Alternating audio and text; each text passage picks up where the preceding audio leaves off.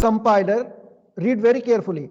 This statement instructs the compiler to allocate a location for the integer variable xyz and put the value 50 in that location. So this is all which this statement will do. Okay. Suppose that the address location chosen is 138. It can be anything. So it will depend that the type of memory location where the memory is available. So that will be allocated at that particular memory location. So let us see this. Let us consider that this is the memory location for that. Okay. So xyz is the variable, 50 is the value, and 1380 is the address. Okay.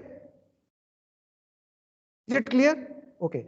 During execution of the program, the system always associates the name XYZ with the address 1380. Fine. Since memory addresses, so let us see, the value 50 can be accessed by using either the name XYZ or the address 1380. So you know that there are two things which are associated with that memory location. One thing is the name of the variable, and other is the address of the variable. So these are the two things using which we can get the value. For example, suppose you are going inside a society, so you can search, you can look or you can meet to a person by using two things. One, if you know the flat number of the person, that is the address of the flat, or you know the name of the person and you can find out the name plate written that particular name on that flat. Okay, so these are the two things using which we can find that particular value. Okay, so either we can get it by name or we can get it by address. Now I believe that you understand what is address and what is name. Name and addresses, both are the things which are associated with the memory location. Physical addresses are fixed for a particular memory location, but name of that particular memory location is given by the user or given through the instruction given by the programmer. Okay. The value 50 can be accessed by using either the name XYZ or the address 1380. Since memory addresses are simply numbers, they can be assigned to some variable. Okay. So what is the memory? You can see here that you have this XYZ and 50 here, and this is the address of the location.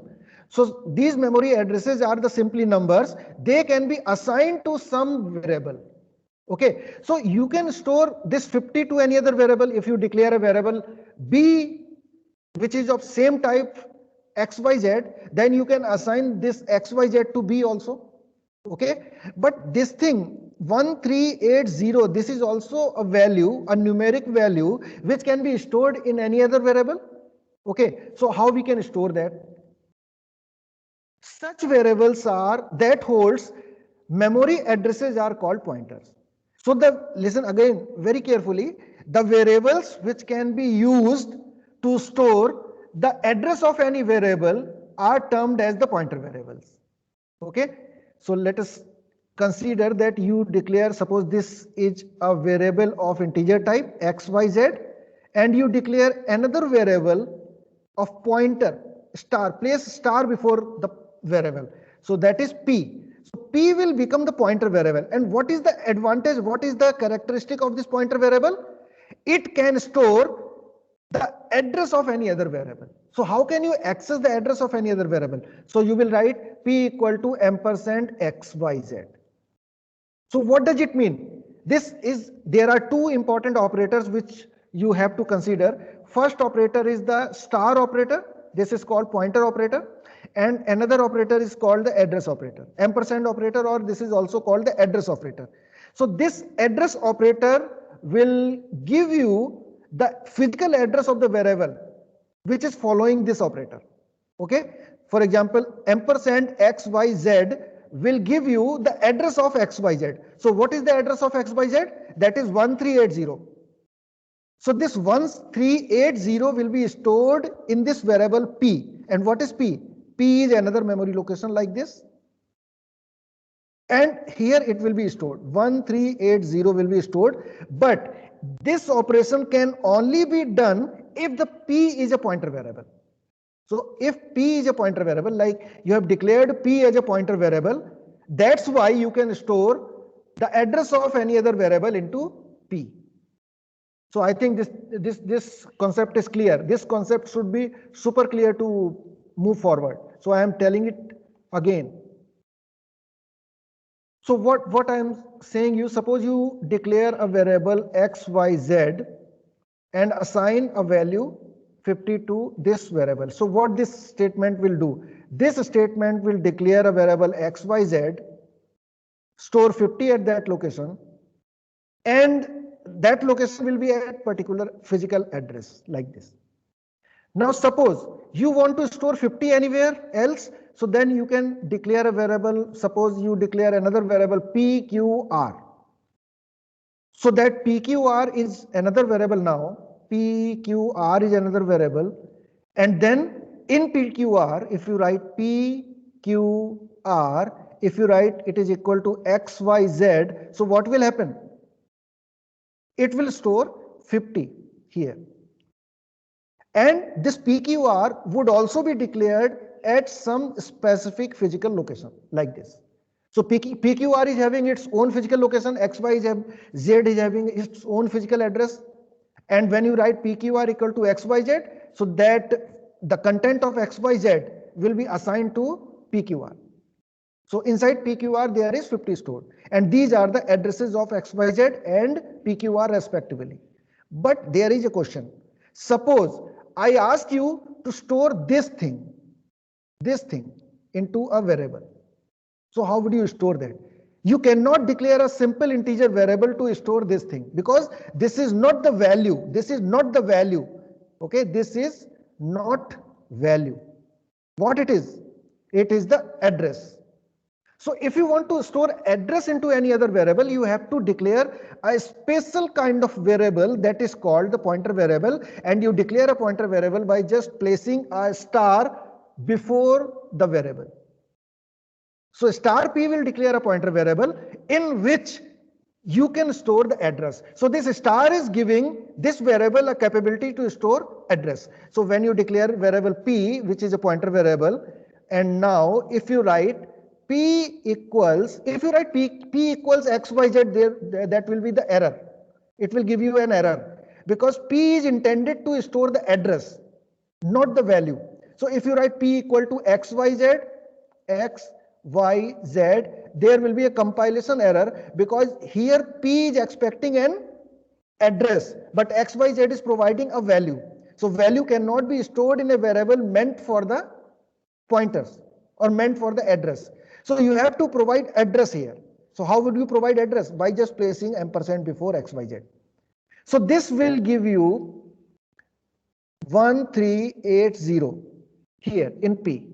Okay, so such variables that hold memory addresses are called pointers. Since a pointer is a variable, its value is also stored in the same memory location. Okay, so pointer is what? Pointer is also a variable. Its value, what is the value of pointer? Value of pointer is 1380, which is address of XYZ. So 1380 is the value of the pointer variable, but it is address of XYZ, and this P will be stored at any memory location itself. So that address will be there like this. So this is the address of P, and this is the value of P, that is the address of XYZ. So this is the scenario. Here in a pointer variable, you can store the address of any other normal variable, any other variable which is not pointer, which is holding the value. So there are basically, as for now, you can understand that there are two types of variables: the variables which can store values and the variables which can store address of any other variable. Those variables which can store address of any other variables are termed as pointer variable. Now the pointer variables must be clear in your mind. Is it okay? Yes, sir. Yes, sir. Now suppose we assign the XYZ address of XYZ to a variable P. So P is set to point to variable XYZ. Okay, so like this. So say this is XYZ, and this is 50, and this is 1380. So these are the elements which are associated with the normal variable xyz, and these are the things which are associated with p. Okay, so here you can see that, yes, so this is the variable xyz and 50 is stored in it and 1380 is the address. And when you declare another variable p, which is obviously of pointer type, okay, so in this variable you can store the address of any other variable of integer type. So p equal to ampersand xyz, this statement is doing the job. This statement is storing the address of xyz into p. So the address of xyz is 1380. This 1380 is being stored in p, and 2545 is the address of p. So I think this setup is clear now. This address 1380 is the content of p, 2545 is the address of p, 1380 is the content of p, which is also the address of xyz. Okay.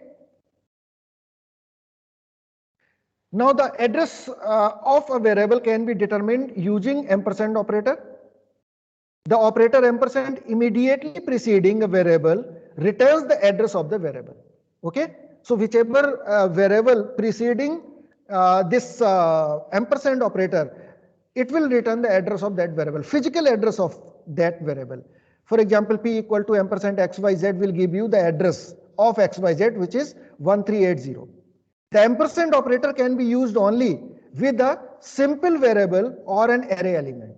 Okay, so yeah, I will tell you the concept of array also, but as for now, you should understand that you can write ampersand a if a is a variable. You can also write ampersand a of I.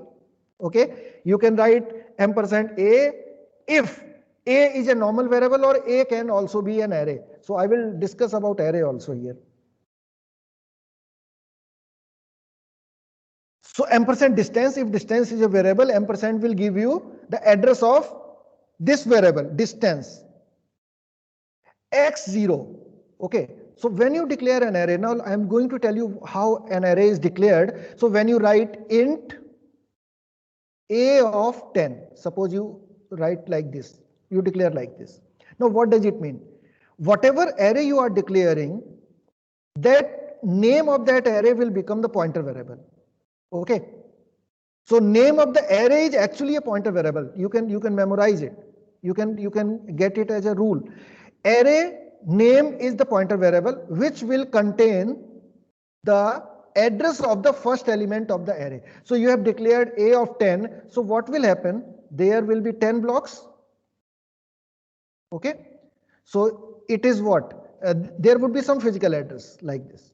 And if this array is of integer type, then the next location would be 84114, 84116, and so on. This is like this. Okay, and this A will contain the first address, the base address of the array. So base address of the array is 84112 is the base address of this array. So it means now your A is pointing to the array. Okay, is it okay? So when you declare an array, the name of array becomes the pointer variable and it points to the entire array like this. And it will contain the base address of the A. So now if you write ampersand, suppose this is x, for example, because we have taken x there. So if this is x,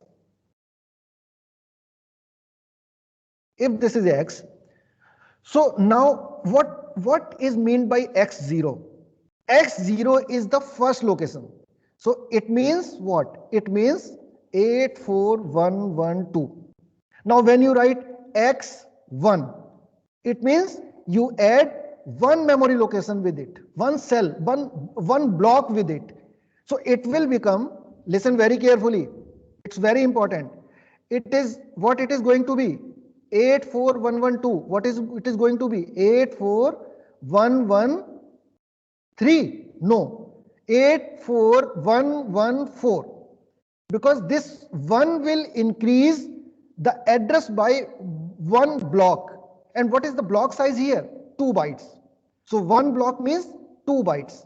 Fine, because you are the type of this variable, this array is integer. If it is float, then it would be 84116. Fine, this concept is clear or not? Or it is required to be explained again?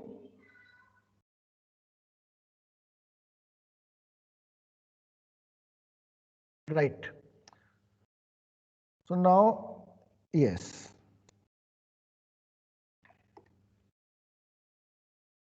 So ampersand x I minus 2.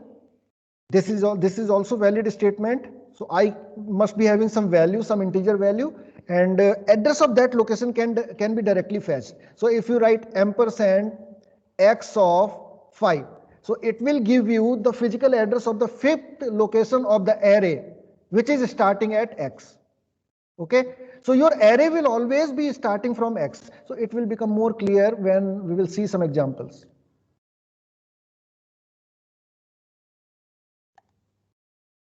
Now, following uses of pointers are illegal, and I will ask you why.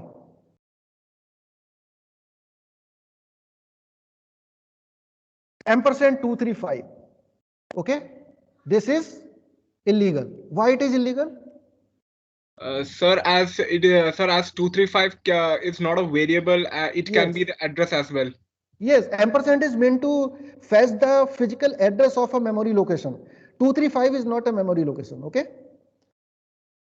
So pointing at constant. So this will be an error. And next is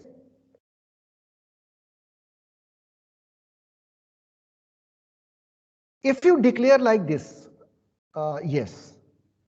So you have declared an array like this. So this statement is valid. There is no problem in this statement. But this statement will be illegal. Why it is illegal?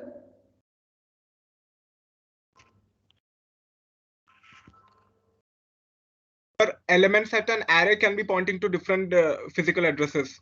Yes. If for example, sir, there are 20 elements and that can be 20 different addresses, so it is not specified which. No. Because array itself is a pointer variable. I have just right now I have told you that when you declare an array like this, it means ARR is itself a pointer variable, which will point to an array. Okay, like this. And if this is the physical location of the array, then it will contain that address. Okay.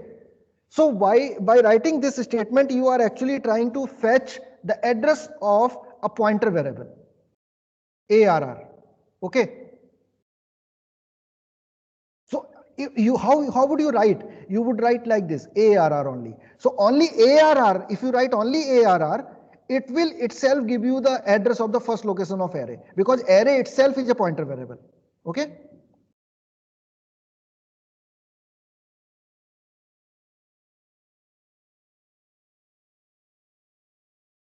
Yes, what it is? Why it is wrong? A plus B, ampersand.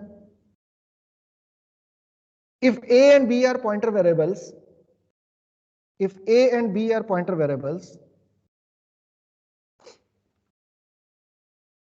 or they are normal variables, so this statement is why it is illegal, because this is pointing to an expression.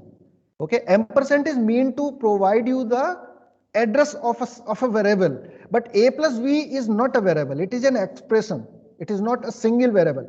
Okay, so that's why this statement is also illegal. Now you can see here that yes, so A equal to 10, B equal to, these are the values, B equal to 2.5, C equal to 12.36, and D equal to this, CH equal to A. So now printf %d is stored in location A ampersand A. So can you tell me the output of this? A and ampersand A. First statement.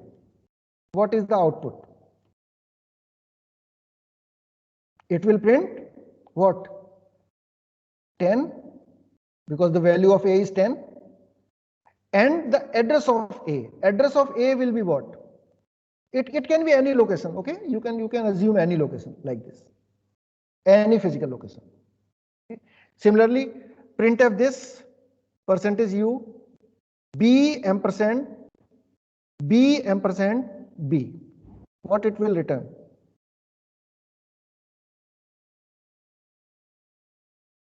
It will give you 2.5. At the place of b, it will print 2.5. Ampersand will give b will give you the address. Okay, so it will be 2.5 and address. Now next is c and ampersand c, d and ampersand d, ch and ampersand ch. Okay, so this is like this. 10 is stored in location this is stored at location this particular location, and 12 is 12.366 stored in this location. Okay, a is stored at this location. Okay, so nothing. Variables a, b, c, d and ch are allocated to contiguous memory locations. So when you have declared a variable like this, it has stored as 4908. Okay, so now the second variable is also stored at some contiguous location. Okay, so because this is of, if you consider it as a 4-byte element, then it is stored at 04, it is stored at 08 and so on. So these are stored at different memory locations. You can find out a, b, c, d and ch. Now, how do we declare the pointer variable? Pointer variables must be declared before we use them. Data type, star, pointer name. 3 things are specified in the above declaration. The asterisk tell that variable pointer name is a pointer variable. Okay, so asterisk will tell that it is a pointer variable. Pointer name needs a memory location.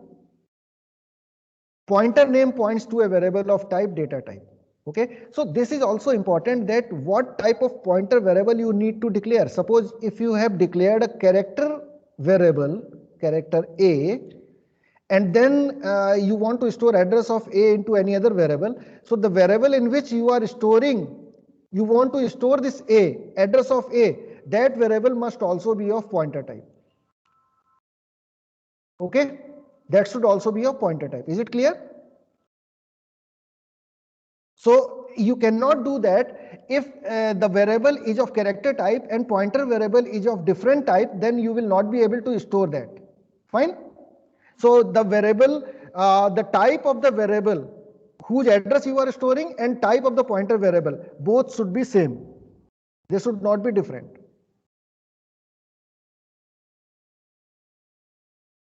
Now let us see the example. These are the two pointer variables, int count, float speed. Once a pointer variable has been declared, it can be made to point to a variable using an assignment statement like this. Okay, so you have seen this. This is called a pointer initialization. Pointer variable must always point to a data item of the same type. This is very important. Same type. Okay, they cannot be of different type. Okay, so suppose you are doing this float x and int star p, then you cannot assign the address of a to p. Okay, so it will result in erroneous output. So there will be an error. Okay, so why this error is? Because the pointer variable in which you are storing the address, that type is different. The pointer variable's type is different from the variable whose address you are going to store. Okay, so assigning an absolute address to a pointer variable is prohibited. You cannot assign like this. Okay, you cannot say that an absolute integer like this can be given, can be assigned to a pointer variable. So this is prohibited. You cannot do this in C. Okay, so this is if this is a pointer variable, there must be some variable from where you should fetch the address. Okay, you cannot do this. Okay, my variable's physical address is 1268. Let me directly assign this location to a pointer variable. So you cannot do this. Is it clear to everyone? You cannot assign a physical integer address to a pointer variable. You must take some variable and use ampersand operator to assign the address of that variable. Once a pointer has been assigned to the address of a variable, the value of the variable can be accessed using the indirect direction operator. Now, this is the important point, that using the pointer variable, how can you access the value of the variable whose address you have assigned to the pointer variable. Listen again what I am saying. This is another way of accessing the value of a variable. Okay, so you can access the value of a variable by its name, you know it. Okay, and you can also access the value of a variable by its pointer variable. Okay, so let us see what I am saying here. Int AB, these are the two variable. Int star P, this is the pointer variable. You have assigned this thing ampersand A to P. Okay, so let us see up to this point only see here. Okay, so P equal to ampersand A. So let us take an example of the value. Suppose you have A and 5 is stored here, and P contains the address of A. So there may be some address of A. So this address is stored here in P. Okay, so now this 5 can be accessed in two ways. 5 can be accessed by A. Suppose you can write printf. I am directly writing. You can print, sorry. You can directly write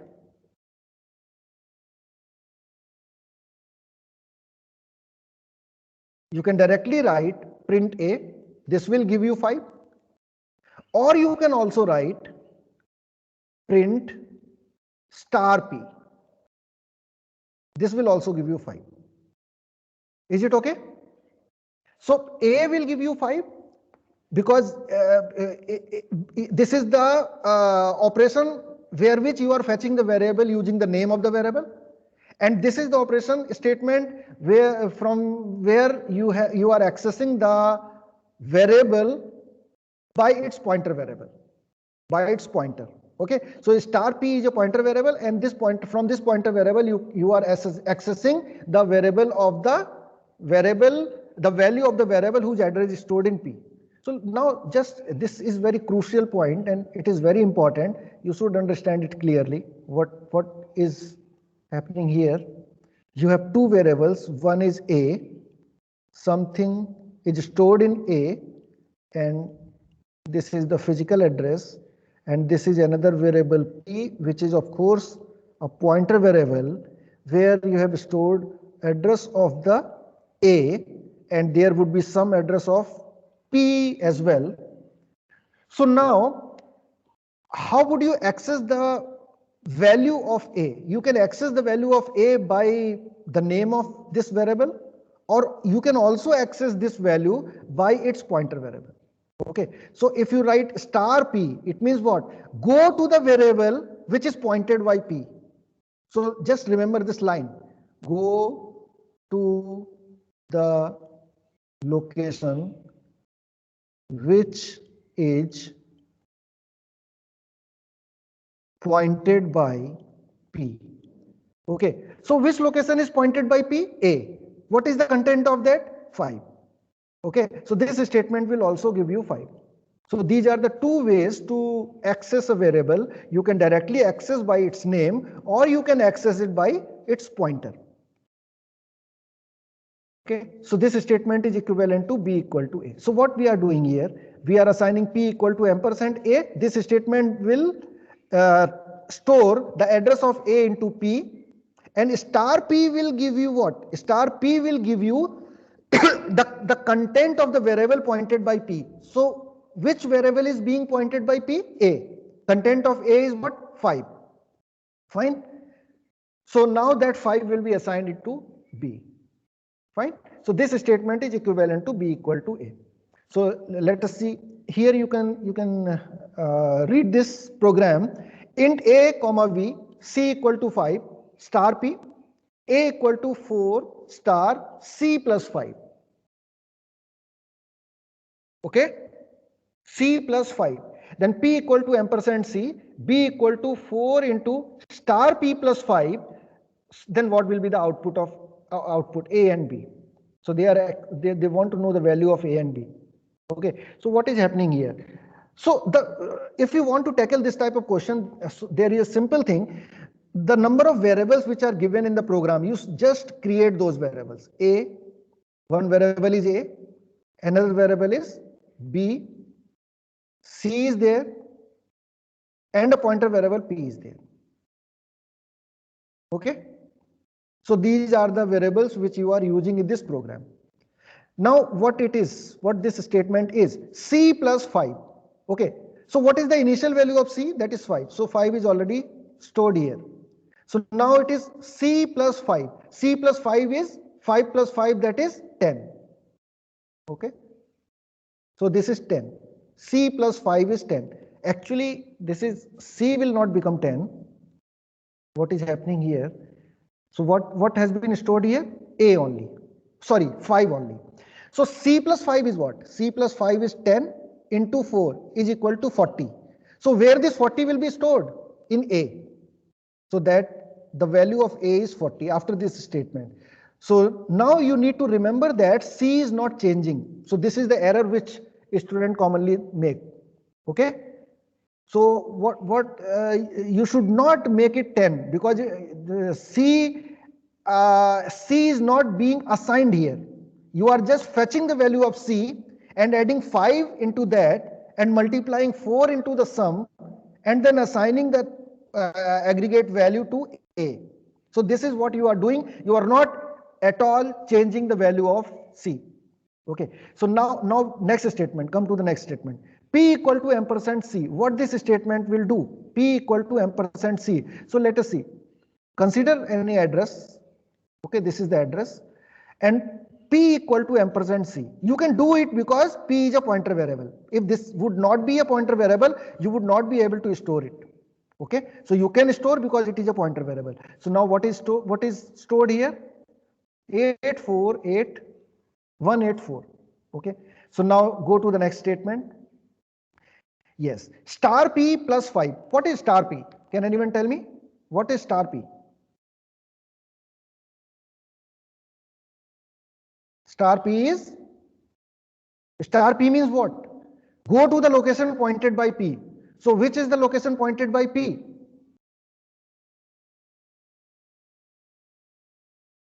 P is pointing to which location? P is pointing to 84184. And what is 84184? 84184 is this. And what is this value? 5. Okay, so star P is actually what? 5. So this is 5 plus 5, that is 10. 10 multiplied by 4, that is 40. And that 40 will be stored in B. So B is also 40. Now print A and B. Both values are 40. You are printing A as well as P. Okay, so both statements are equivalent. Both statements are equivalent. Yes. So now tell me the outputs. So as we have done in the previous program, you declare the variables X, Y, PTR. These are the 3 variables we have used. X equal to 10, P equals ampersand X, PTR equal to ampersand X. So there would be some address of X. Okay, and that would be stored in PTR. So this is 84117. Okay. Now Y equal to star PTR. Now tell me what is star PTR? Can anyone tell me what is star PTR? Sir, it is pointing to 10. 10.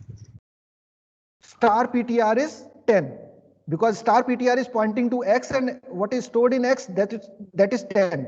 So star PTR is 10 and that 10 will be stored in Y. So Y is 10 now. So now you have all these variables, all these values. You can just know the answer. Okay. So what will the first statement print? X, simply X is 10. Ampersand X, whatever value you don't know. This can be any value other than this also. Okay. Now the second thing, second statement, star ampersand X. What this will print? Star ampersand X.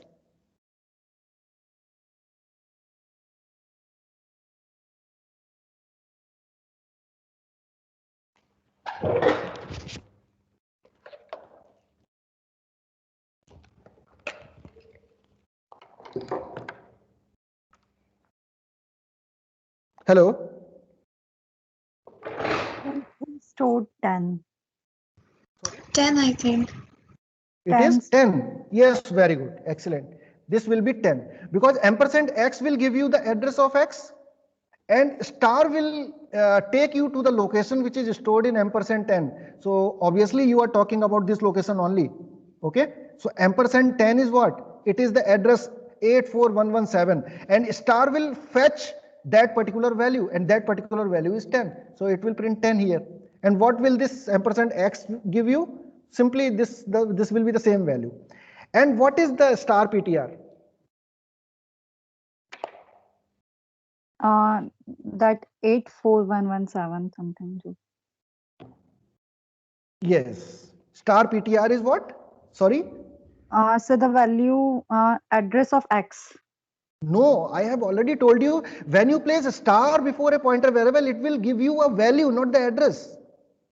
Star PTR will give you a value. Go to the location pointed by PTR.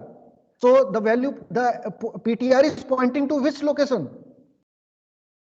PTR is pointing to 84117. So it means PTR is pointing to this. And what is there inside that? 10. So it will print 10. And what is PTR what will PTR print? PTR will simply print content of the PTR. And what is the content of the PTR? 84117 as you can see in this example. Am I clear? As you have done in the previous example, Yes, in the second statement, you just gave the right answer.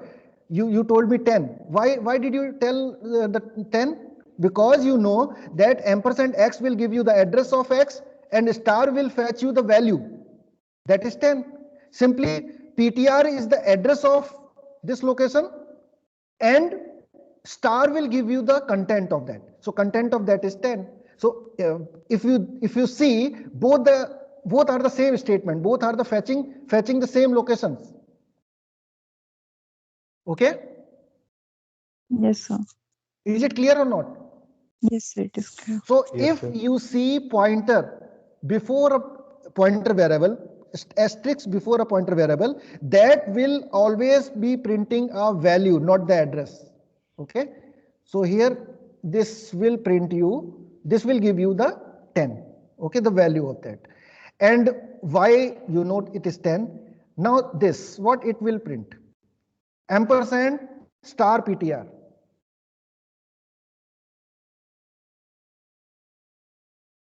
Star PTR is what? Star PTR means go to the location which is pointed by PTR. So this is the location. And when you place ampersand before that, so it will give you this address. If you don't place ampersand, it will print 10. If you write ampersand before star PTR, it will give you the address of star PTR. Is it okay? And ampersand PTR is what? Now what is ampersand PTR?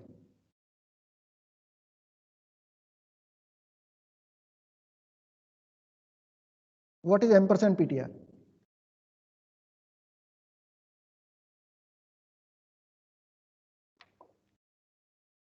It gives the address. Sorry? Address of? Yes, it will be address. That is okay. But address, which address? 84117? Will The it be address of 84117? PTR. I am asking. Address Address of PTR, which is not written here actually. Okay. Yes, sir. So that is, yes. So this will be printed out here. Fine. And ampersand y, it's very simple. Whatever address of y will be, that will be printed here. Okay.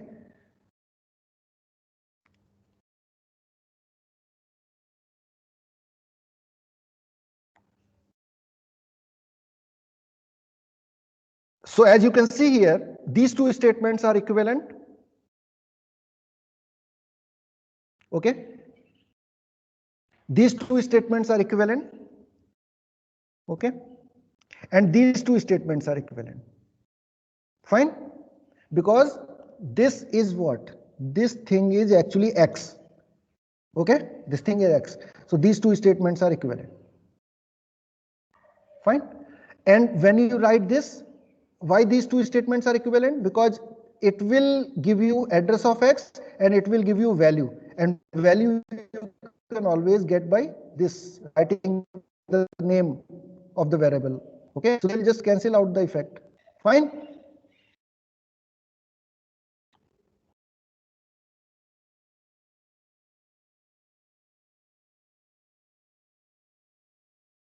Now pointer expressions. Like other variables, pointer variables can be used in the expressions. If P1 and P2 are two pointer variables, okay, so first assume that P1 and P2 both are the pointer variables. The following statements are valid. Sum equal to star P1 plus star P2. Yes. Is this statement valid?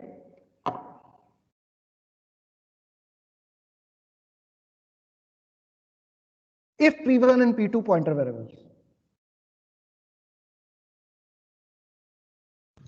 Yes, sir. These are valid statement. Any other answer from any other student?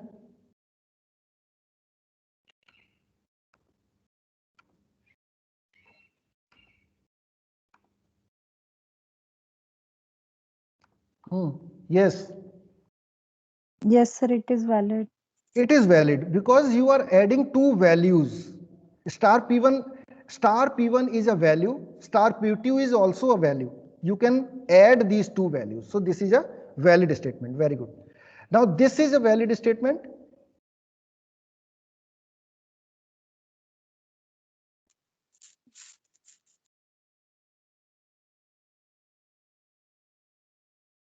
Yes, sir. Yes, this is also a valid statement. Now what about it?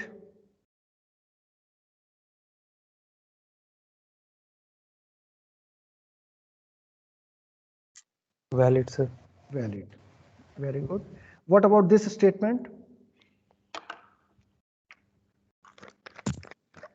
Valid, sir.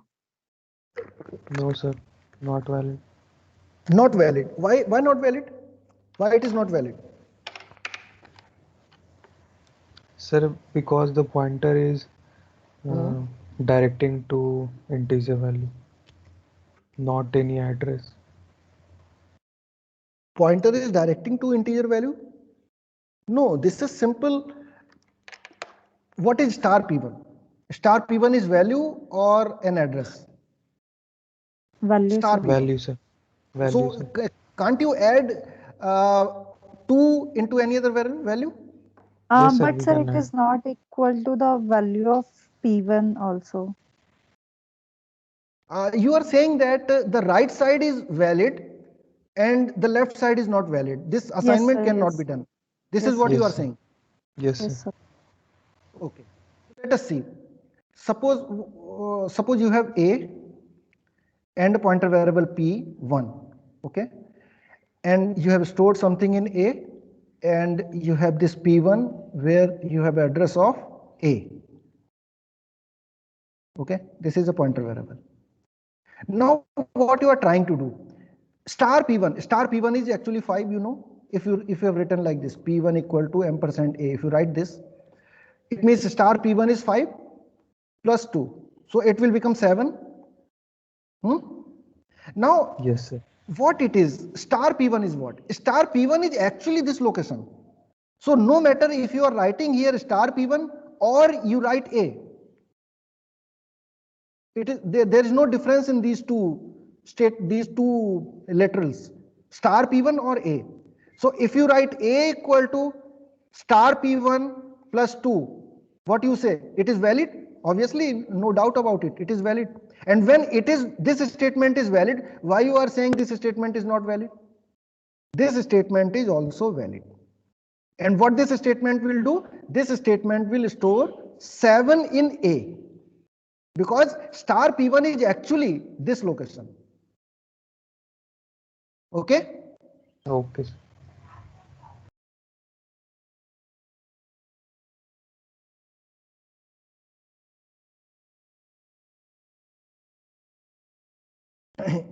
Yes. Now x equal to star P1 divided by star P2 plus 5. This statement is also valid. I am not taking time. Star P1 is a value, star P2 is a value. You can divide a value from another value. There is no problem, and you can always add 5 in that. So this statement is also valid. Okay. So this is allowed. All these statements were valid because all the operations were involving the values rather than the pointers. You were fetching the values through pointer, but actually you were performing operations with the values, not with the pointers. So now what are allowed? Add an integer to a pointer. Yes, add an integer to a pointer. Suppose if you write, suppose P1, P2 are the pointer variable, then if you write P2 equal to P1 plus 2, this statement is valid or invalid if P1 and P2 are pointer variables.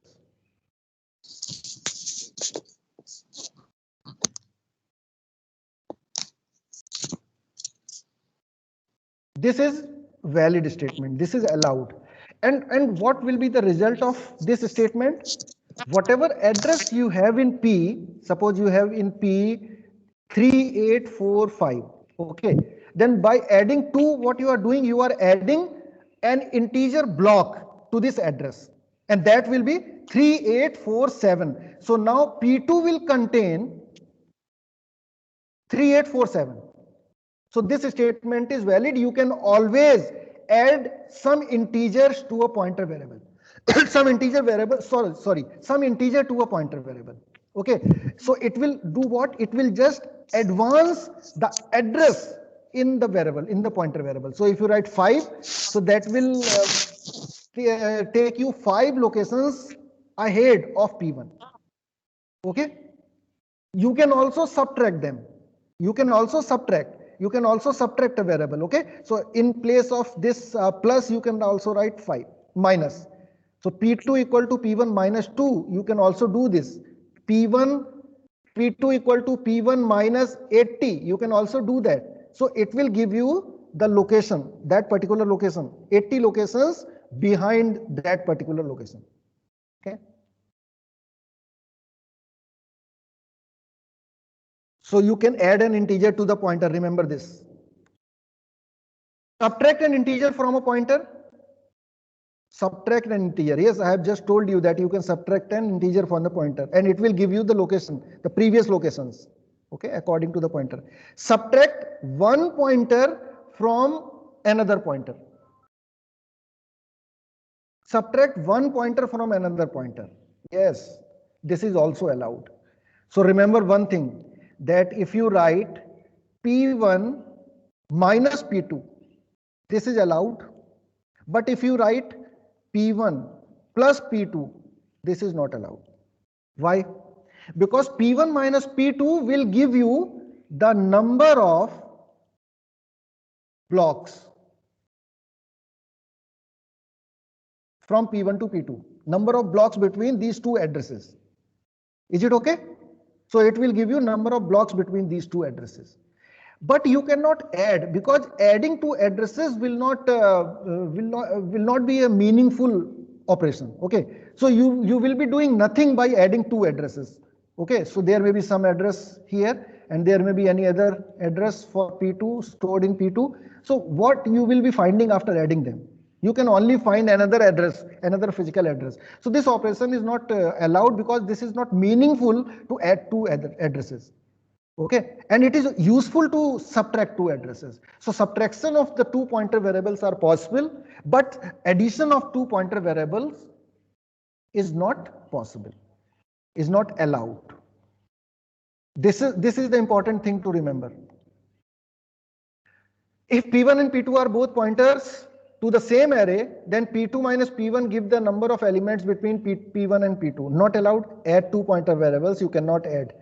You cannot multiply or divide a pointer variable in an expression like this. You cannot divide a pointer variable like this, P2 minus 5, you cannot do this, because division of an address will not give you anything.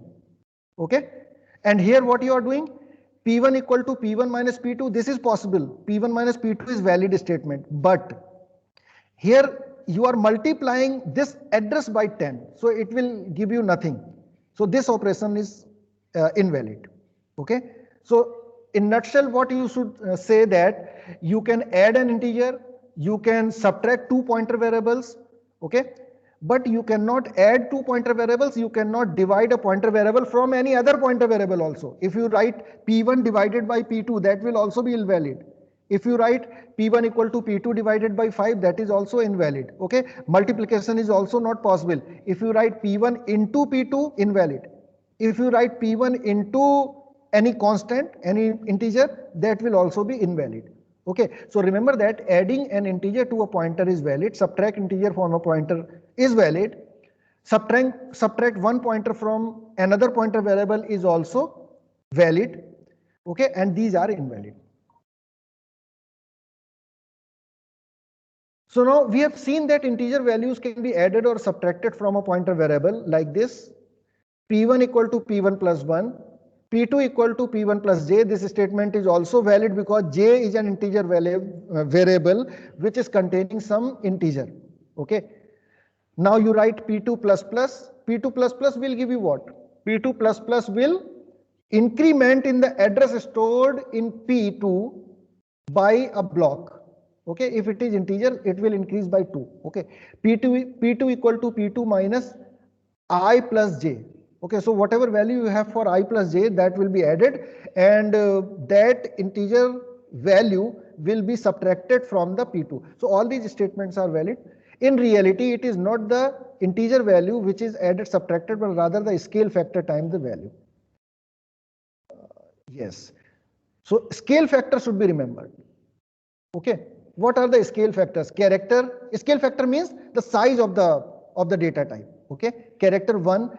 Here it is written for integer, it is 4. Okay. But you might have studied that the size of integer variable is 2. Okay. But for some compilers it may be 4. Fine. So by default you should say, because we study always that integer is of 2 bytes, but in some languages you may find that number is the only variable. Instead of in place of these different data types, you have only one data type, that is number, and in that particular data type you can store anything. Okay. So these storage or scale factors or block size of the data of the variables vary according to the languages and the storage requirement. If P1 is the integer pointer, then P++ will increment the value of P1 by 4 if the integer size is 4, and it will increment by 2 if the integer size is 2. Okay. So it will depend on the size of the integer. Now you can find the size of any variable by the size of operator. You know it. You must be knowing this operator, size of operator. Okay. So this size of operator will give you the size of the variable. So it will give you size of the integer, it will return 2. Okay, or 4, whatever, according to the language. Size of float, it will return 4. Okay. So this operator, size of operator, will return the block size of the data types, data elements. Okay. So returns number of bytes required for the data type representation. Number of bytes occupied by int is 4, like this. Okay. So these are the size of these blocks. Pointers are often passed. Now let us see how pointers can be used for a function. Pointers are often passed to a function as argument, allows data item within the calling program. What is calling program? The function from where the function is being called, any other function being called. That is the calling program. To be accessed by the function, altered, and then returned to the calling program in altered form. So let us see. Called call by reference. This is called call by reference. Let us see an example, then we will read this thing. Okay. So first see an example. So you can see this typical example, what this program is doing. What this program is doing.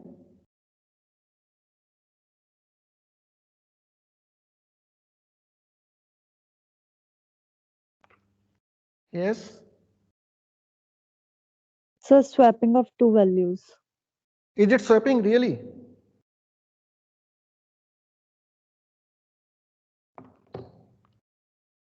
Is it really swapping? Or there is some problem?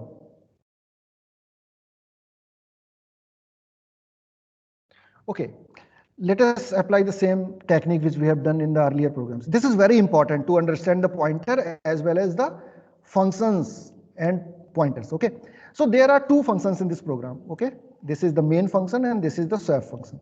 Everyone, please listen carefully. So this is the main function, and in this main function you have these variables a, b,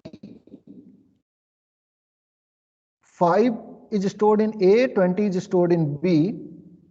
Okay, so this is what these are the variables of main, and this is another function which is swap. And in this function you have how many variables? You have three variables. One is t, one is x, another is y. Okay, you have declared like this. This is the setup. Now what you are doing, when you execute program, main will get executed first, and this is what? This is the call of the function. Okay, and what you are doing while you are calling this function swap, you are sending the values a and b to this call. Okay, so what will be the result of this? So when you are sending a and b, so the value of a will be copied into x and value of b will be copied into y. Yes, no? Okay, so 5 will be stored here, and yes, 20 will be stored here. Fine. So now what happened? Control has been transferred here, and also this function has sent the values of these variables, and these values are stored here in x and y. Okay, now this is doing what everyone is very much aware about this. Okay, so these three statements are swapping the values of x and y. So the values are being swapped like this. So 20 will be here after execution of this statement, and 5 will be here. Is it okay for everyone? So this is 20 and this is 5. Now after execution of this function, control will come back here and continue execution from this point. Okay, so now when control comes back here, which area, memory area will be active here in this point? So in this reference, in this scope, which are the memory locations, which are the variables? So you can see these are the variables which are in the scope of this function. So when you access a and b, which variables will be accessed? Only these two variables will be accessed. So what will be printed out? 5 and 20 only. And from where you have started? 5 and 20. But you were expecting that these values will be swapped, but it has not swapped. So swapping has not been performed here. Because whatever swapping has been done in this program was only done by the swap function for the variables defined inside the scope of the swap function. Is it okay? So swapping has taken place here in this memory location only. Fine. Is it okay? So you can see that swapping has not been done in this case. If any problem, any issue, you can ask, because this is very important to understand.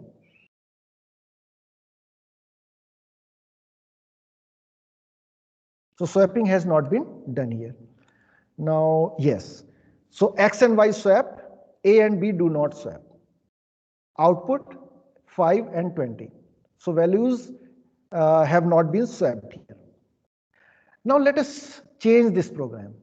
Okay, so now we have changed the statements, some of the statements. So what we have done, this is the setup is same.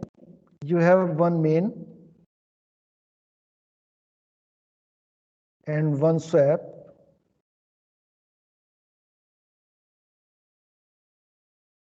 Okay, here you have A, B,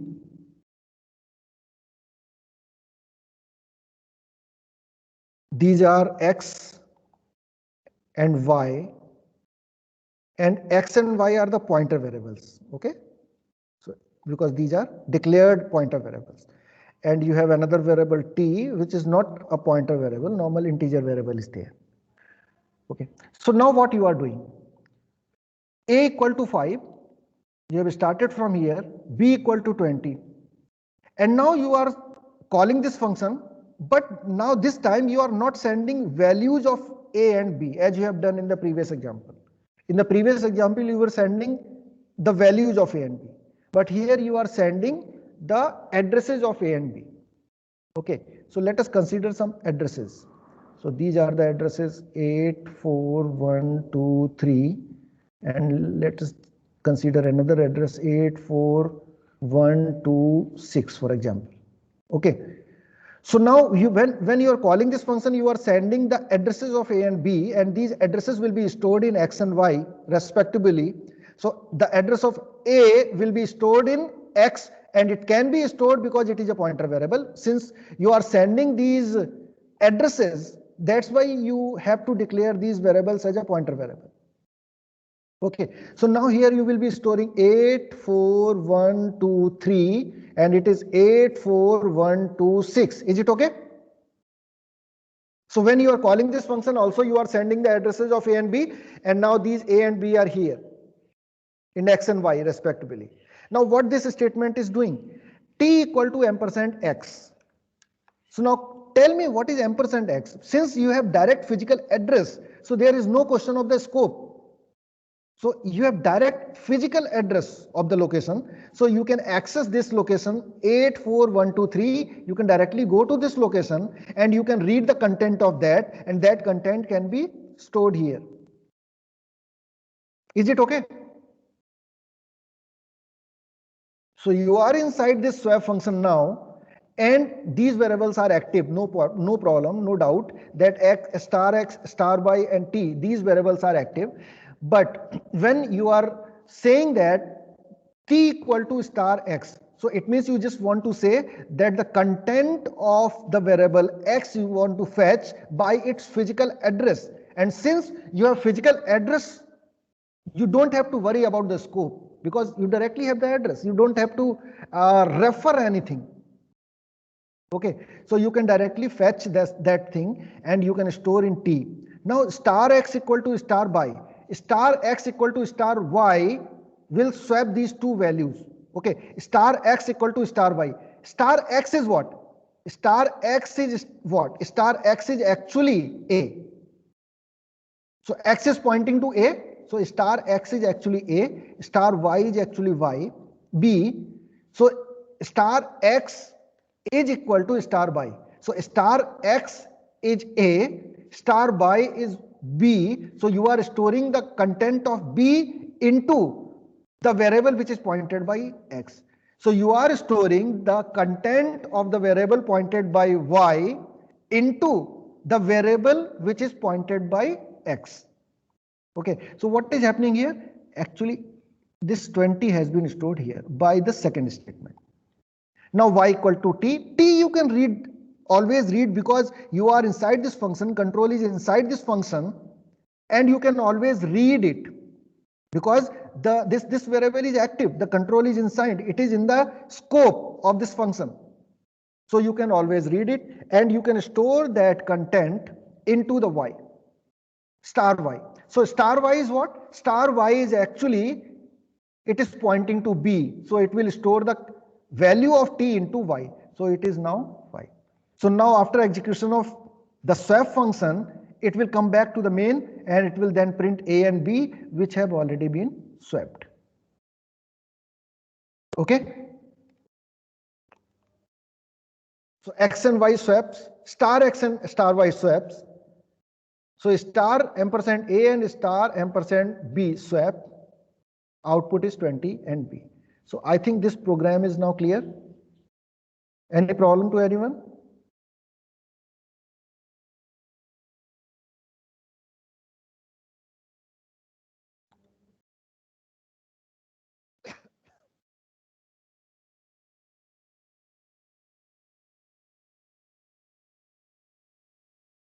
Three-step algorithm. Okay, let us see the next. Swap x, y. We have seen this.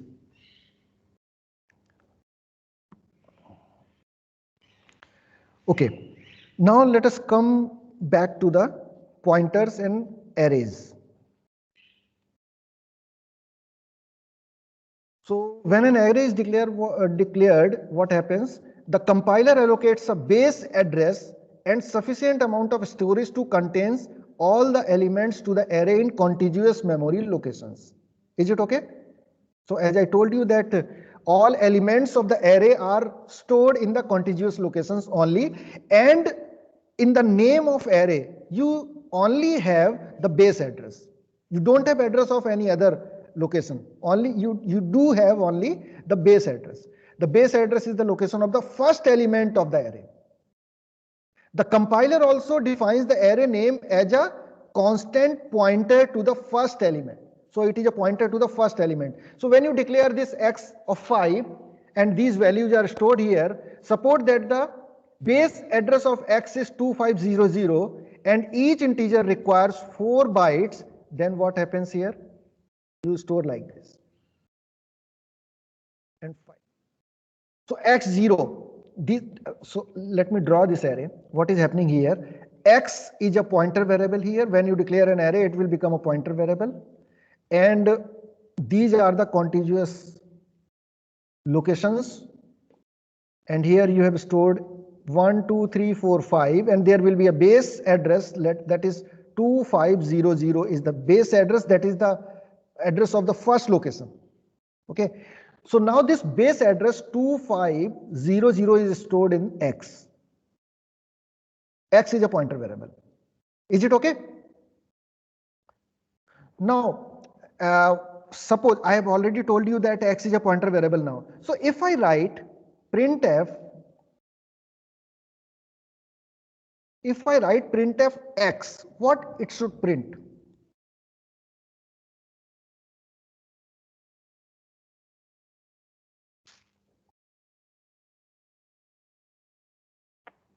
Yes. If I write only X, what it should print? 1. 1? Why 1? I have already told you X is a pointer variable. And what is stored here? 2500. It is 2500. What is the content of X? It will print if you write what you are writing here. You are writing printf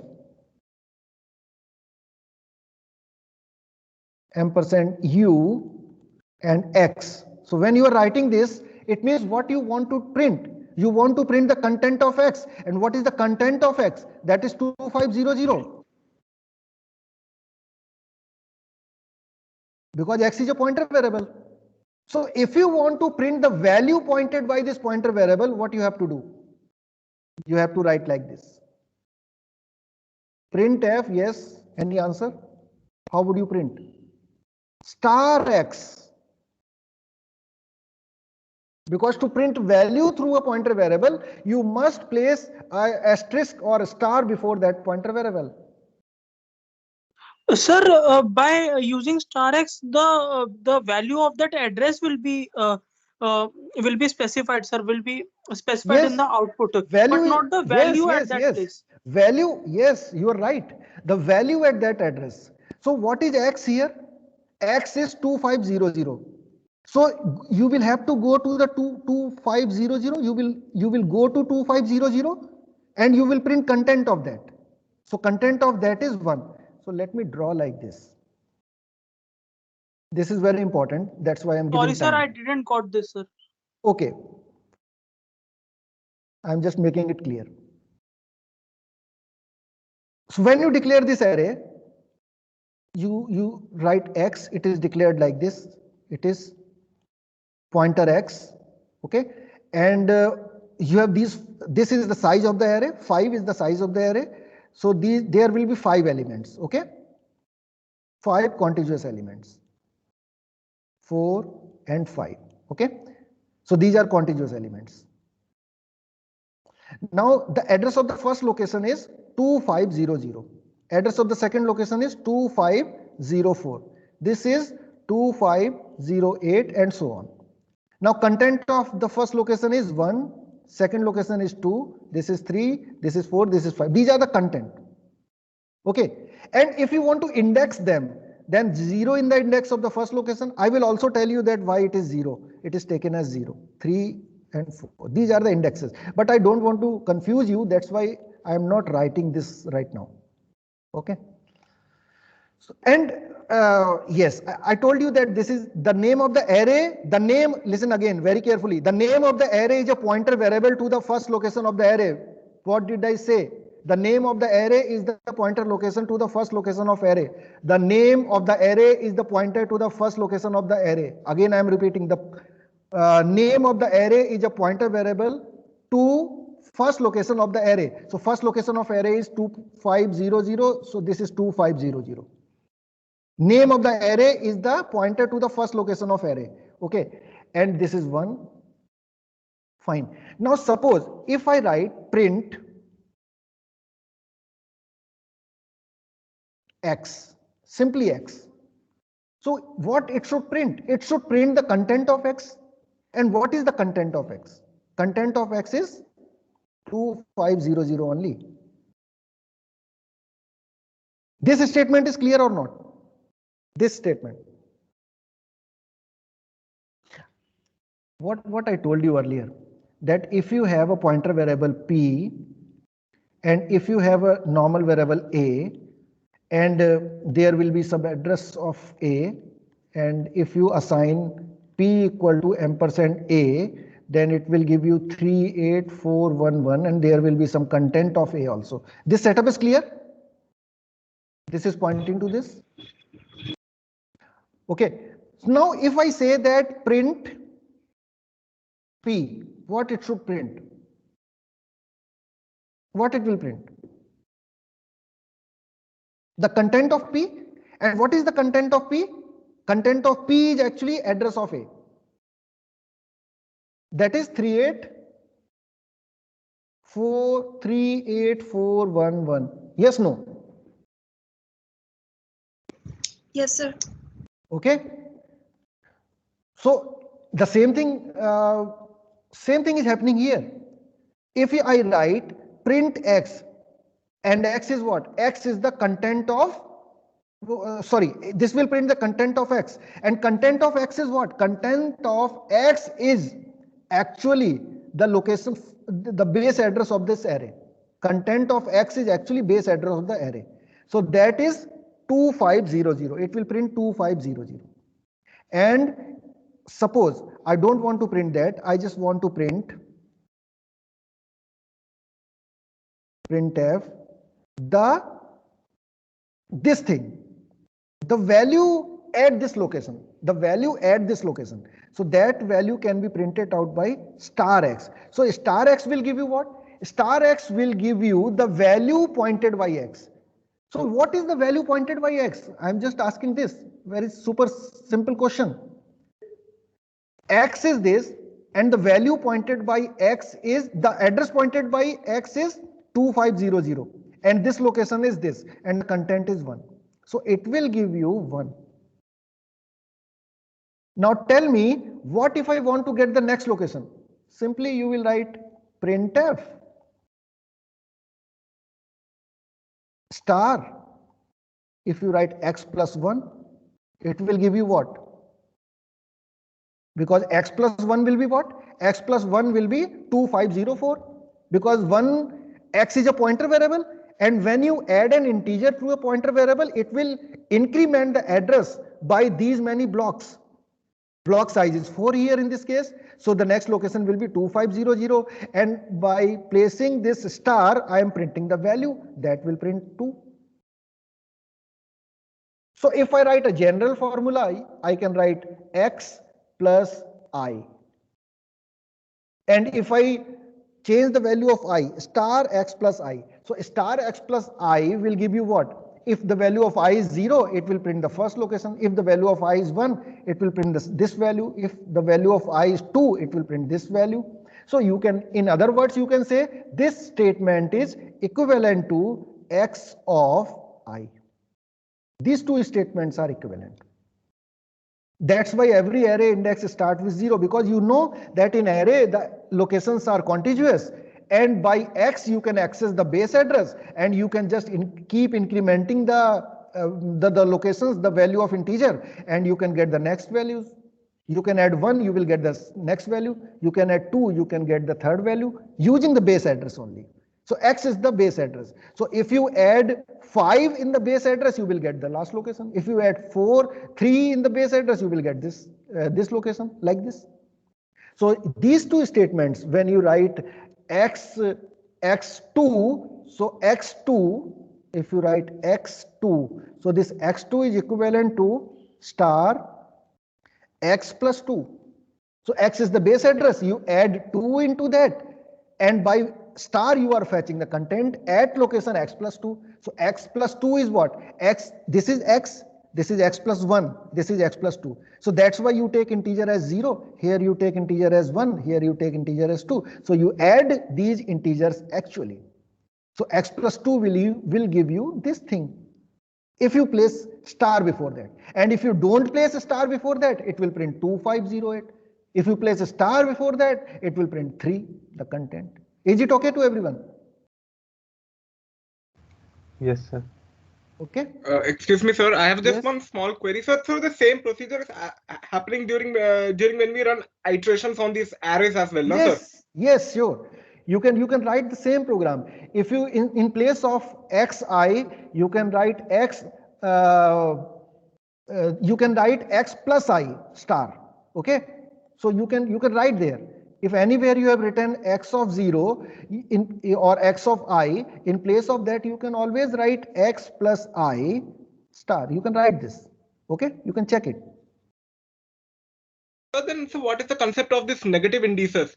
Like I have studied Yes, Python, yes. so with there. Yes, about I'm we coming can- to that. Negative indices are also, if I write, yes, this is my, what you are saying.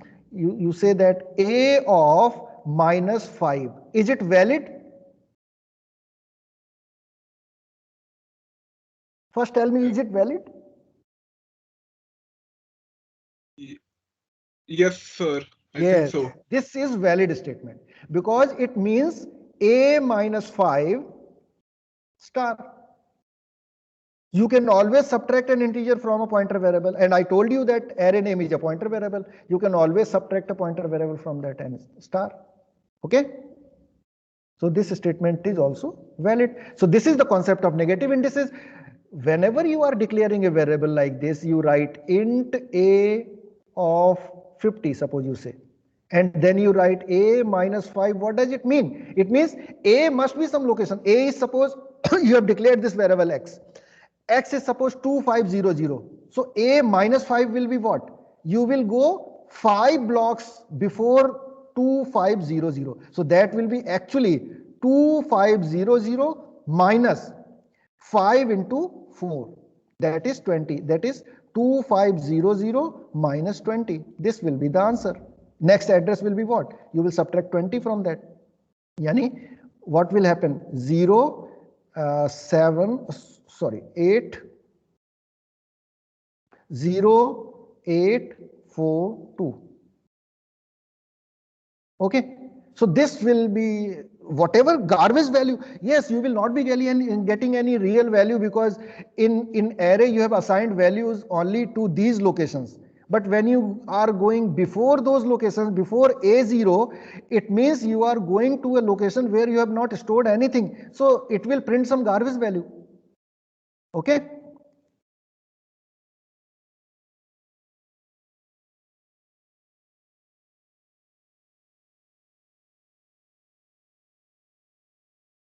So Px and P, yes, ampersand x0 will be what? X0 is what? X0 is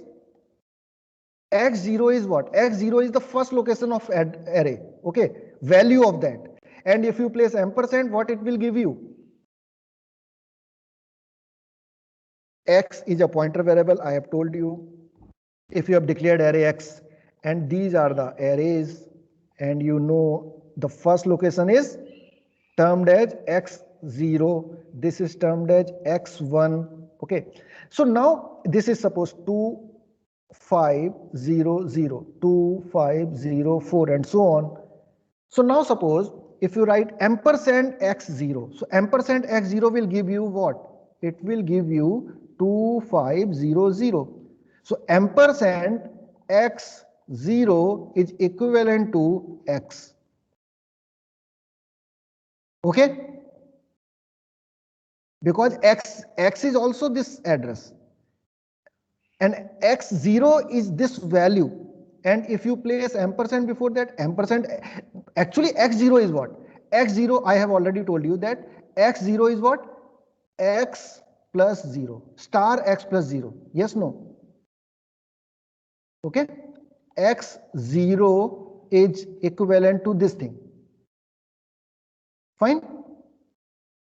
And if you place ampersand before that, they cancelled out. And this is equal to x now. This is what written here. Okay?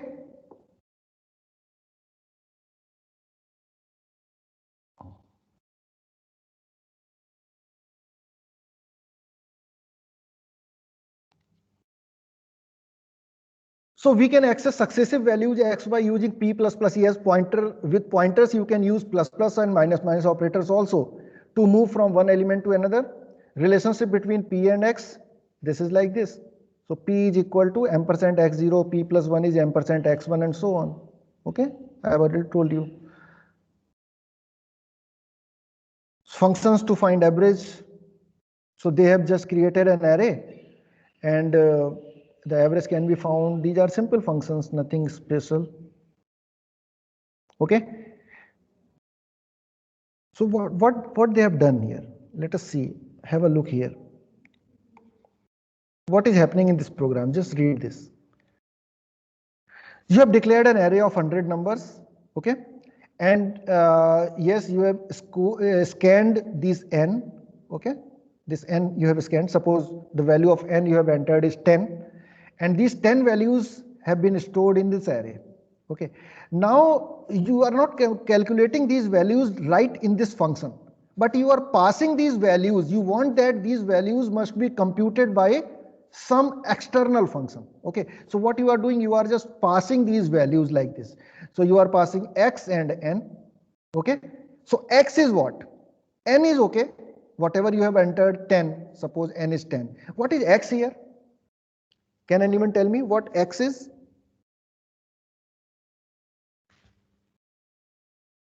The pointer variable Yes, address. x is an array.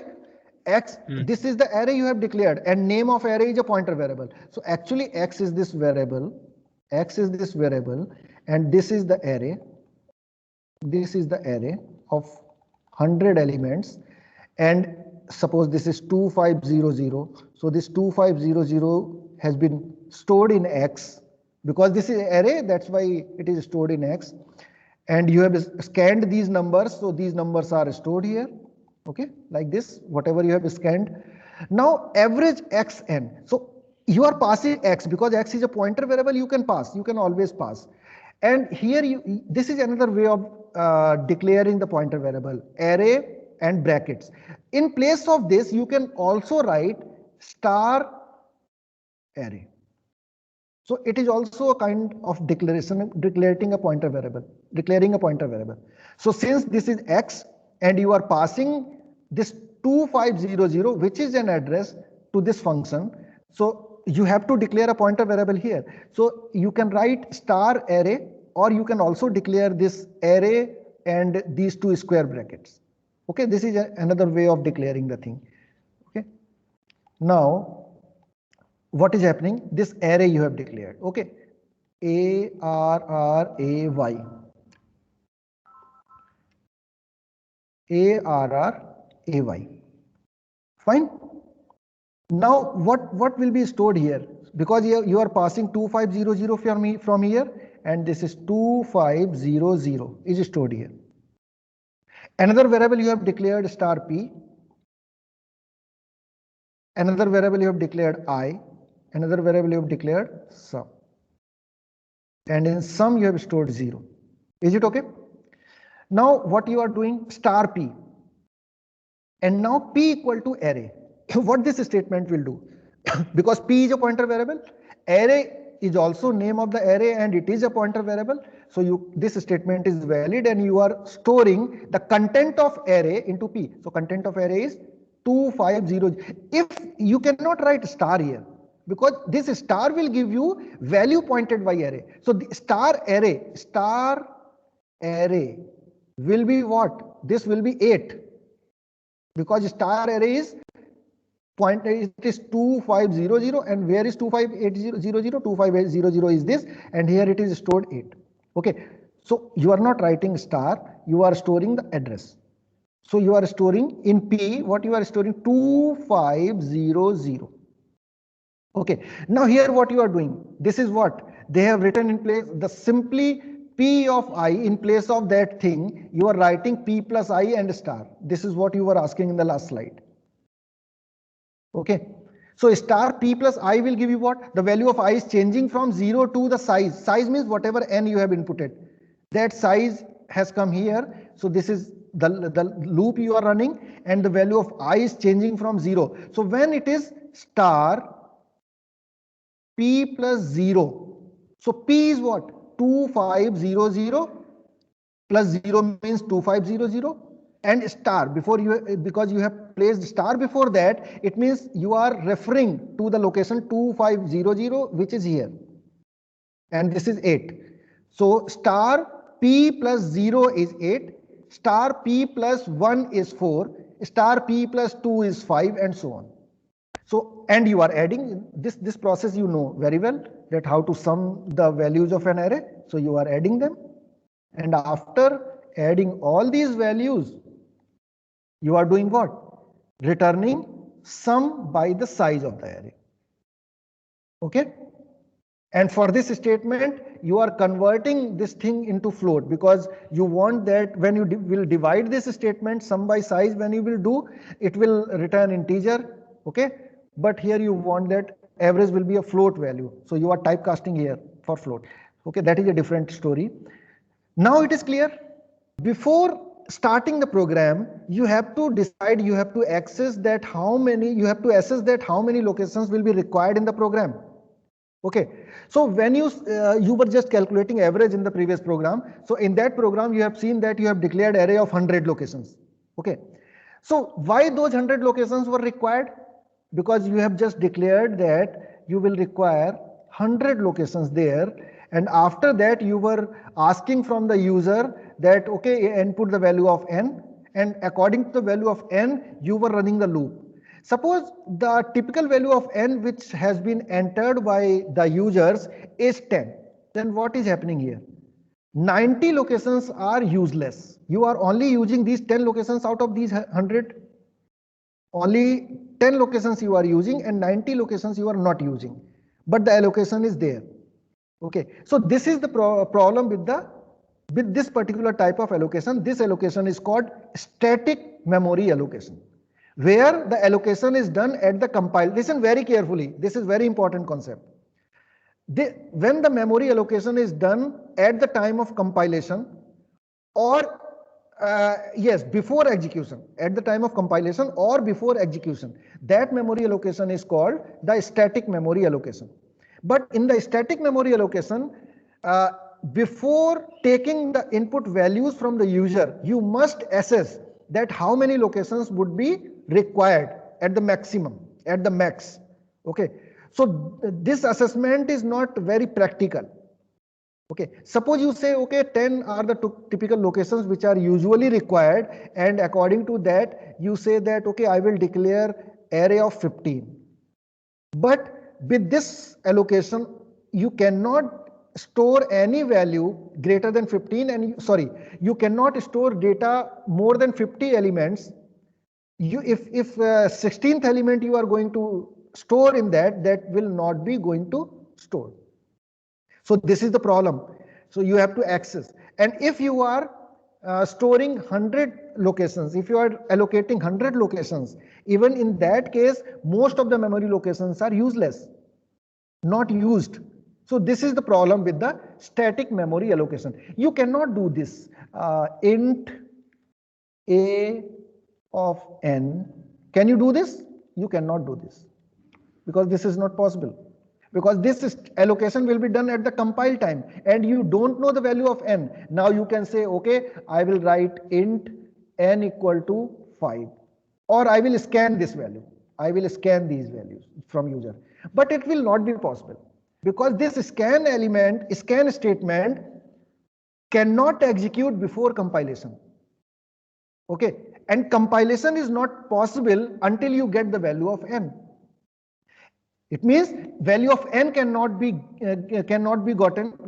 get at the time of the compilation, and at the time of execution you cannot at the time of execution that will not be possible because compilation is not there, because you have not compiled the program.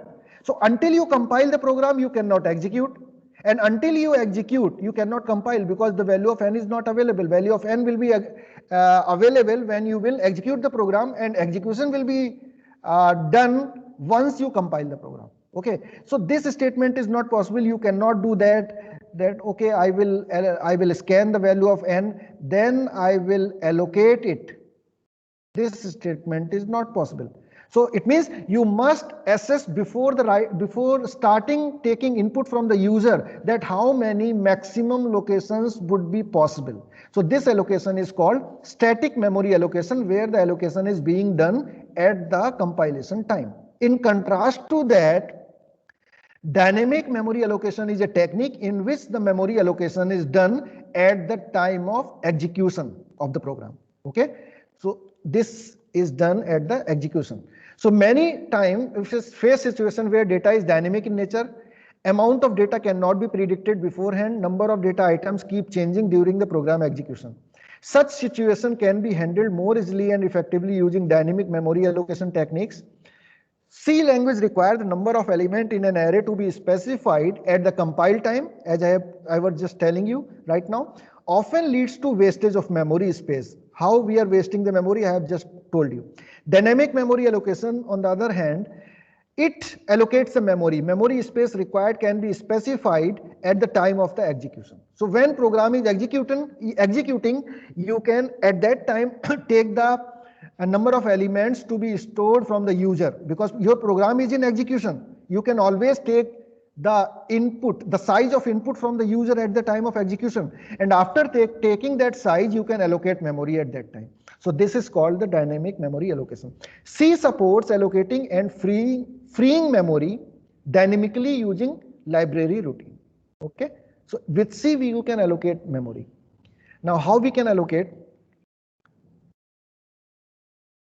The program instructions and global variables are stored in the region known as permanent storage areas. The local variables are stored in other area called stack. So let us see, just come to this. The memory space between these two areas is available for dynamic allocation using execution of the program. This free region is called the heap. Okay, so the size of heap keep changing. These are the important functions which are used for dynamic memory allocation: malloc, calloc, free, and realloc. I will tell you all these. Malloc will allocate requested number of bytes and returns a pointer to the first byte of the allocated space. So what this malloc function will do?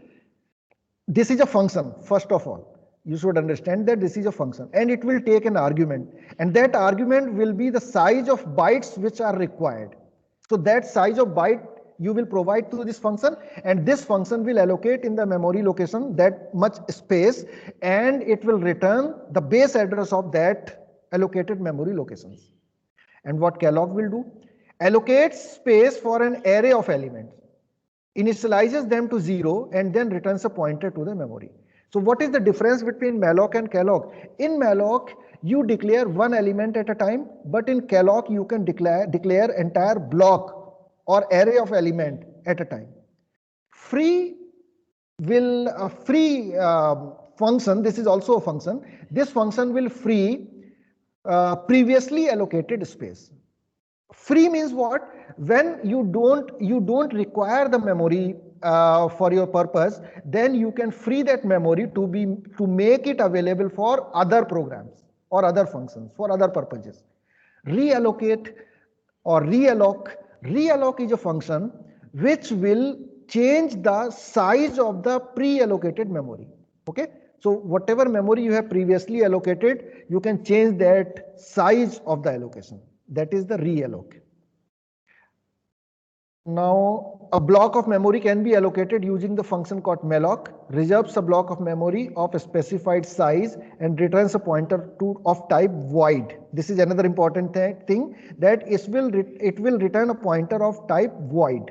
Void type means it is not of a specific type like integer, character, float, but you have to change that size into that particular type. Okay, change the memory which is allocated to a particular size. Okay, and this is the format how you can declare the memory. Malloc is the function I have already told you. Okay, this will do what? Whatever byte size you are providing here, byte size, it can be say 100. So it will allocate 100 bytes and it will return, suppose 100 bytes will be allocated, and it will return base address of those 100 bytes to PTR. So PTR is also a pointer variable. Okay, so now what this type is, suppose you want to allocate memory to store character. So obviously this PTR will also be of character type. How will you store that? Character star PTR, you will store like this. Okay, and also you have to typecast this, because this will return whatever the address it will return, that will be of void type. So you will have to convert into character. So you will convert it into character star, and then you will write malloc and byte size, that is 100. Okay, so it will do what? This statement will do what? This statement will allocate the block of 100 bytes and convert that into the character and return to the PTR. Okay, usually you don't provide size like this. You provide size by some data type, by using some data type. Suppose you want to store 10 integers or 100 integers. So you don't want to provide the size in bytes directly. Okay, so you can provide like this, size of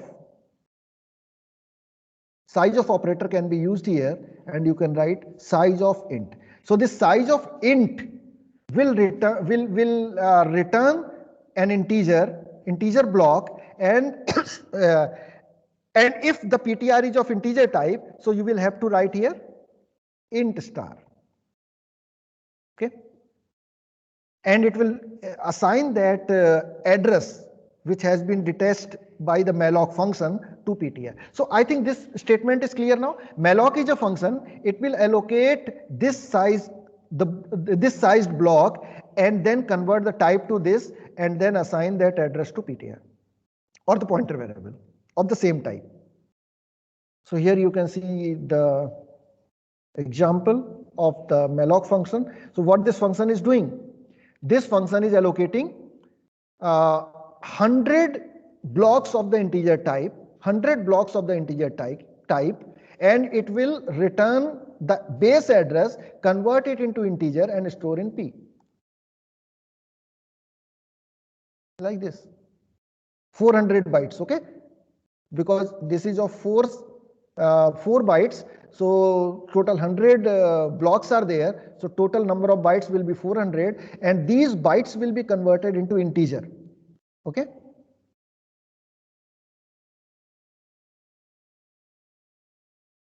you can use like this. Okay, and this is a typical program for that. So here you can see that you are inputting height, float sum, average, input the number of students. Okay, so here you can see that if we are not using the dynamic memory allocation, you must predict the typical value of n, which can be provided by the user, which can be input by the user. You have to do that, and you have to declare the array of heights, because you are storing height, and you must predict that, okay, there are 100 maximum students which can be given by the user, so the array would be defined 100. But here you have not defined any array of any particular size, but you have just defined a pointer variable. Is it clear? So you have just defined a pointer variable. Now you have input this value n from the user. Now suppose user has entered 50. So what will happen? So you have to take the size of float blocks of 50 blocks of this size, 50 blocks of float size. Okay, so malloc function will create that array, convert it into float, and the address will be assigned to height. So what is the situation now? Situation is that height is a HEIGST, height is a pointer variable, and this malloc function is doing what? Malloc function is allocating 50 blocks of integer types. Okay, 50 blocks of integer type, that is 50 into 4 actually. Okay, or float type. So this is 50 into 4, that is 200 bytes, and the base address of these bytes will be stored here in height. So that base address may be 2500. So this is stored here. Now printf input heights for the students. So now you are inputting ampersand height I. So what is ampersand height I? Height I is what? So I have already told you height of I, HEIGST of I is equivalent to what? HEIGST plus I star. I have already told you this. Okay, so you are, what you are doing, ampersand height of I, and the value of I you are changing. So when the value of I is 0, the value will be stored here. When it is 1, it will be stored here. So this statement, this for loop will input values in all 50 elements if the value of n is 50. Now you are summing up those values and you are computing average and you are doing this. So now what is the advantage of this? You are not required to provide the maximum space which can be required by an user at the time of writing the program. So you are just providing a pointer variable and you are taking the input from the user, and then you are allocating memory as per the requirement of the user. Is it clear? Sir, this is not Yes. clear. Sir, this is not clear to me, sir. What thing? Uh, What not? What? Sir, the What thing portion? you said that, sir, height of I is equal to height plus I. Sir, actually, I joined a Yes. bit late. No. I last time in the previous slide I told you that x of I is equivalent to star x plus I. This I told you. This thing is clear. Yes, sir. Yes, sir. Yes, sir. Okay. So same thing is happening here. Height of I is what? Okay, sir.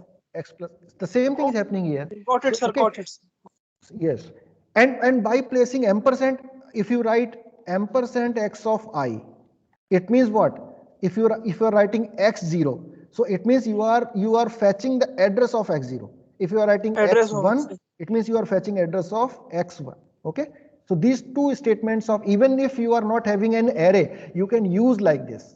You can think that this is an array. Okay. So in place of this also you can simply write, if you don't want to write this, you can simply write HEIGST, sorry, height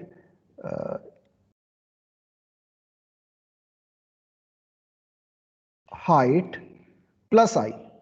If you just write this, you don't have to place star or ampersand anything. If you just write this is the same statement, because height is the address, and when the value of I is 0, it will give you the first address. When the value of I is 1, it will give you the second address, and so on.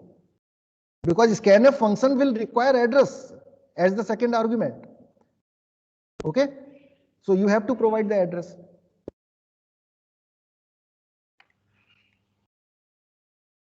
Got it, sir. So I think we have reached to the end now. I'm just providing you my contact details. So, yes, these are my contact details. You can just call me.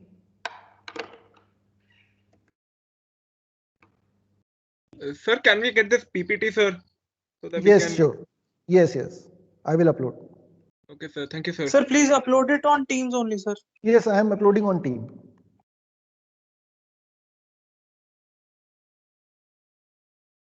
Okay, you can note down my phone number and contact detail, mail ID.